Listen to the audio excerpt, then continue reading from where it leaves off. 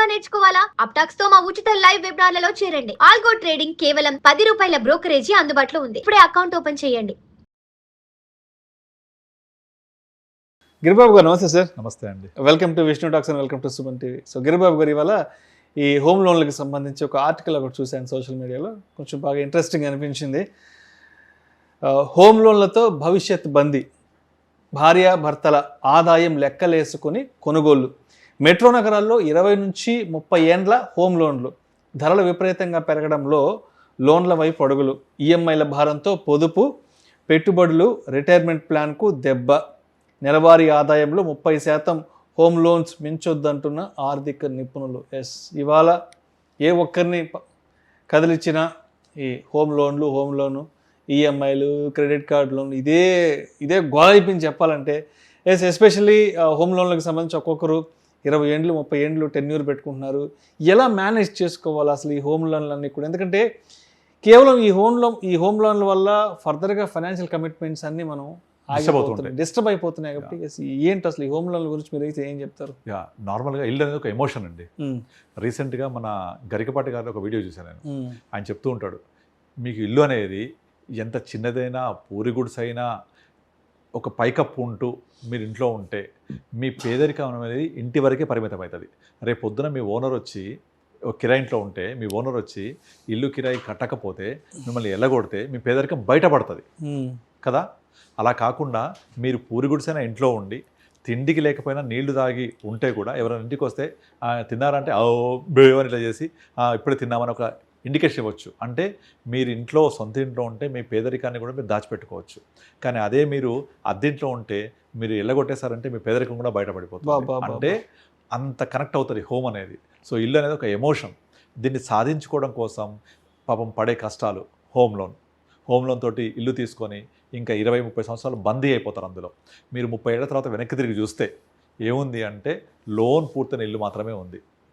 అయితే అలా అని చెప్పేసి నాకు హోమ్ లోన్ పెట్టుకొని 20 ఏళ్ళు కట్టుకుంటే నాకు ఇల్లు వచ్చిన తర్వాత నేను ఇంకెటువంటి ఆర్థిక అవసరాలు కానీ అదర్ ఫైనాన్షియల్ ప్లానింగ్ కానీ చేసుకోలేకపోతే ఎట్లా కష్టం అంటే మరి ఇల్లు లేకపోతే కుదరదు కదా. ఇల్లు అనేది ఎమోషన్. మీరు 60-70 సంవత్సరాల తర్వాత ముసలోళ్ళు అయిన తర్వాత మీకు ఏమనిపిస్తుంది? మీ ఊరేది అంటే మనం పుట్టిన ఊరు, మీ ఇల్లు ఏది అంటే ఉన్న ఇల్లు. ఈ రెండే మన శాశ్వతం కదా. మీ పేరు, ఊరు, తర్వాత మూడోది మనం ఉన్న ప్రదేశం, మనం ఉన్న ఇల్లు. రేపు పొద్దున 70 సంవత్సరాల తర్వాత చనిపోతే ఆ వ్యక్తిని ఒక ఇది ఉంటుంది, నా సొంత ఇంటికి వచ్చి ఒకసారి చూసుకొని వెళ్ళాడు. అందుకే అందరూ సొంత ఇంటికి తీసుకెళ్ళి సొంత ఊరికి తీసుకెళ్తారు చనిపోయినప్పుడు. అంటే చనిపోవడం అనేది కూడా ఆ ఇంటితో ముడిపడి ఉంటుంది. అంత ఎమోషన్ ఇల్లు అనేది. మరి దాన్ని సాధించుకోవాలి అంటే కేవలం ప్లానింగ్తోనే చేయాలి. ఇప్పుడు చాలామంది చూస్తూ ఉంటాం మనం, వాళ్ళ హోమ్ లోన్ కోసం 30 years పెట్టుకొని, ఆ 25 years పెట్టుకొని, 20 years పెట్టుకొని ఏం చేస్తున్నామంటే 20 years పాటు కడుతూ ఉంటా. నాకు ఎటువంటి ఇక పండగ లేదు, పబ్బం లేదు, ఇంకే ప్లానింగ్ లేదు, ఏ డబ్బులు వచ్చినా హోమ్ లోన్ ఇలా హోమ్ లోన్ కడుతూ 20 yearsలో కనీసం ఒక 15 yearsలో నేను తీర్చగలిగితే చాలా బాగా చేసినట్టే. అలా కడుతూ పోతుంటే తీరిపోతూ ఉంటుంది అని అనుకుంటూ ఉంటారు. ఒక చిన్న టెక్నిక్ వాడాలి దీనికి. ఏంటంటే home loan EMI versus same amount of investment. అంటే నా దగ్గర ఒక 1 crore లోన్ ఉందనుకోండి, ఈఎంఐ ఎంత ఉంటుంది? ఒక 90,000-80,000 ఉంటుంది. అయితే అలా ఇద్దరు వైఫ్ అండ్ హస్బెండ్ కలిసి ఉంటేనే అది ఈఎంఐ కట్టగలం. ఆ ఈఎంఐ కడుతూ ఉండి మనకున్న డబ్బులన్నీ అదే లోన్కి కడుతూ ఉండకుండా మనం ఈఎంఐ కాకుండా ఎంత ఎక్స్ట్రా వచ్చినా సరే దాన్ని ఒక ఎస్ఐపి రూపంలో యాడ్ చేస్తూ పోండి. అలాగే నా దగ్గర ఎక్స్ట్రా ఎప్పుడైతే వస్తే బోనస్ వచ్చినా ఏదైనా వస్తే కూడా దాన్ని ఒక ఇన్వెస్ట్మెంట్ లాగా యాడ్ చేస్తూ పోండి. అలా యాడ్ చేస్తూ పోతే ఇక్కడ హోమ్ లోన్ మీద ఉండేది 8.5%, మ్యూచువల్ ఫండ్స్లో ఇచ్చేది 12%+. అది కాంపౌండింగ్ ఫ్యాక్టర్ అయ్యి రాబోయే నెక్స్ట్ 10 to 12 yearsలో మీరు ఎంతైతే హోమ్ లోన్ ఈఎంఐ కడతారో అంత డబ్బులు ఇక్కడ జమ అయ్యి ఉంటుంది. ఓకే, అది మనము డిసిప్లిన్గా రెండింటిని బ్యాలెన్స్ చేసుకుంటూ వెళ్ళాలి.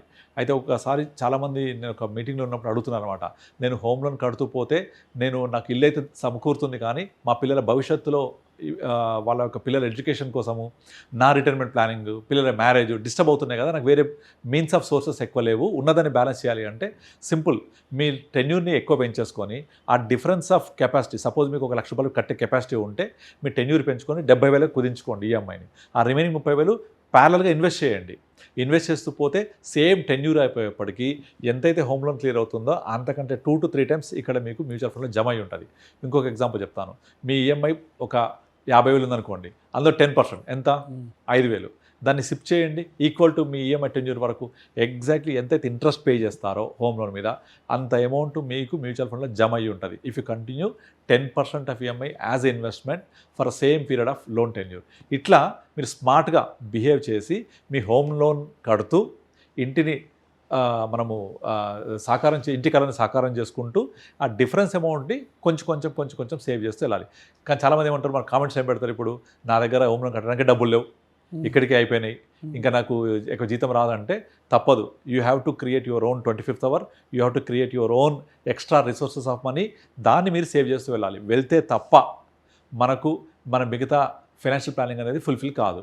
ఒకసారి ఆలోచించండి, నాకు ఇల్లు ఉంది, బాగుంది, కానీ రేపు పొద్దున రిటైర్ అంతా తిండి లేకపోతే, పిల్లల ఎడ్యుకేషన్ ప్రాపర్గా లేకపోతే, వాళ్ళకు మ్యారేజ్ అప్పుడు డబ్బులు లేకపోతే అన్ని ఇబ్బందులే కదా. సో వాటిని ప్లాన్ చేసుకోవాల్సిందే, తప్పదు. నాకు ఇంతే జీతం వస్తుంది, నేను ఇంతే చేస్తా అంటే కాదు. You have to make your self space into all your financial needs and goals. అవన్నీ చేసుకుంటూ హోమ్ లోన్ ద్వారా మనం ఫుల్ఫిల్ చేసుకోవాలి. దీనికి ఒక థంబ్ రూల్ ఉంటుంది. మీ టోటల్ ఇన్కంలో 30% మించి ఈఎంఐ ఉండకూడదు. మీ టోటల్ శాలరీలో 30% మించి ఈఎంఐ ఉండకూడదు. లేదా మీ రెంట్ ఉందనుకోండి, మీ రెంట్ ఎంత కడుతున్నామో అంతకు డబల్ ఉండాలి ఈఎంఐ. అంటే ఇప్పుడు ₹1,00,000 జీతం ఉంది, 30,000 అంతే, 30,000-40,000 మాక్సిమం. యాక్చువల్ బ్యాంక్ ఇచ్చేదే 50% ఆఫ్ టేక్ హోమ్ ఇస్తాయి బ్యాంకు. 50% మించి ఈఎంఐ ఉండకూడదు. అందులో మీరు కొంచెం ఒక అడుగు వెనక్కేసి 30-35% పెట్టుకోవాలి మాక్సిమం. పెట్టుకుంటే అప్పుడు 60% మిగిలిపోయింది కదా. అందులో మీ నిత్యావసర ఖర్చులకి, దైనందిన ఎక్స్పెండిచర్కి ఇంకొక 30-35% పెట్టుకోవాలి. 70 అయిపోయింది, ఒక 20 ఇంకా 30 మిగులుతోంది. 30లో ఒక 10% contingency fund, day to day expenses, contingency, emergencies కోసం కనీసం ఒక 20% పక్కకు తీసి మీరు సేవ్ చేయాలి. ఇది మీరు ₹1,00,000 జీతం రానివ్వండి, 2 లక్షలు రానివ్వండి, 50,000 రానివ్వండి, follow the same principle. 30-35% home loan, ఒక 30-35% డే టు డే ఎక్స్పెండిచర్, నిత్యావసర వస్తువులు, 70% అయిపోయింది. 10% కంటింజెన్సీ, ఇంకా 20%లో ఇవన్నీ ప్లానింగ్ చేయాలి. ఆ 20% చాలు మీకు 15 years తర్వాత, 20 years తర్వాత మీ యొక్క కార్పస్ పెరిగి పెద్దదై మీ అన్ని నీడ్స్ని, గోల్స్ని ఫుల్ఫిల్ చేయడానికి. చాలామందికి ఏంటంటే ఆ 20% తీసి కూడా మళ్ళీ ఈఎంఐ కడుతూ ఉంటారు. అర్థమైందా? ఆ 20% తీసి కూడా ఈఎంఐ కట్టడం వల్ల, అక్కడే పే చేస్తూ ఉండడం వల్ల, మొదటి పీరియడ్స్ అంతా ఇంట్రెస్ట్ ఉండడం వల్ల అక్కడ తీరిపోయేప్పటికే 12-15 సంవత్సరాలు అయిపోతుంది. కనుక ఆ టైం మిస్ అవుతున్నాం. ఇక్కడ మనం ఇన్వెస్ట్ చేసేది అంత దేని మీద? టైం మీద. Time is more valuable than money. అందుకే చెప్తారు, మన మ్యూచువల్ ఫండ్స్ ఇన్వెస్ట్మెంట్ ఎందుకు సుపీరియర్ అంటే, పవర్ ఆఫ్ కాంపౌండింగ్కి క్లాసిక్ ఎగ్జాంపుల్ ఇది. The one who understands the power of compounding will receive money, the one who doesn't understand the power of compounding will pay the money. ఇప్పుడు మీరు చదువుకున్నప్పుడు fee ఎంత కట్టారు? మొత్తం అంతా కలిపి ఫ్యూ థౌజండ్స్లో అయిపోద్ది. కానీ ఇప్పుడు మన పిల్లలకి ల్యాక్స్లో కడుతున్నాం కదా స్కూల్ ఫీజే.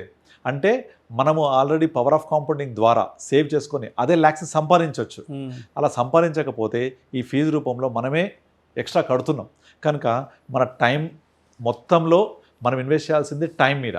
కనుక ఇవి హోమ్ లోన్ కాకుండా ఇంకేది ఎక్స్ట్రా కట్టొద్దు. ఓన్లీ హోమ్ లోన్ ఈఎంఐ కాకుండా నెక్స్ట్ వచ్చే డబ్బులన్నింటినీ డెఫినెట్లీ సేవింగ్ మోడ్లోకి వెళ్తుండాలి. అంతేగాని నా లోన్ ఉంది, ఇంట్రెస్ట్ కడుతున్నాను, దాని మీద చేస్తూ వెళ్ళకూడదు.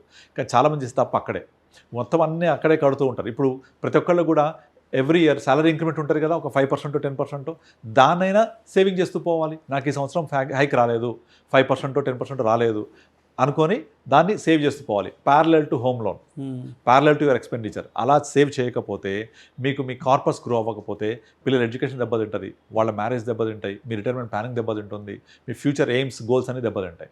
కనుక దీన్ని హోమ్ లోన్ని అదర్ నీడ్స్, గోల్స్ని బ్యాలెన్స్ చేసుకుంటూ వెళ్ళాల్సిందే. కానీ మన ఆర్టికల్ ఏం చెప్తోంది? అందరూ కూడా 30% కంటే ఎక్కువ మంది హోమ్ లోన్స్కే పే చేస్తూ ఈ హోమ్ లోన్లో బందీ అయిపోతుందని చెప్తుంది. ఆ బందీ అవ్వద్దు.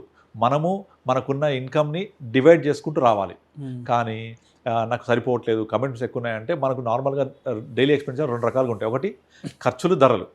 సో మన ఖర్చులు తగ్గించుకోవాలి. ధరలు మన చేతులు లేదు కదా, ఖర్చులు మాత్రం తగ్గించుకోవాలంటే తప్పదు. యూ హ్యావ్ టు స్క్వీజ్, అంతే, ఆప్షన్ లేదు అంటే కిరాయింట్లో ఉంటే రేపొద్దున మనకంటూ ఒక నిలువ నీడ ఉండదు. రైట్. ఓకే, దాన్ని ఫుల్ఫిల్ చేసుకోవాలి, బ్యాలెన్స్ చేయాలి, అంతే. Thank you sir, thank you so much Gurubabu garu. Thank you అండి.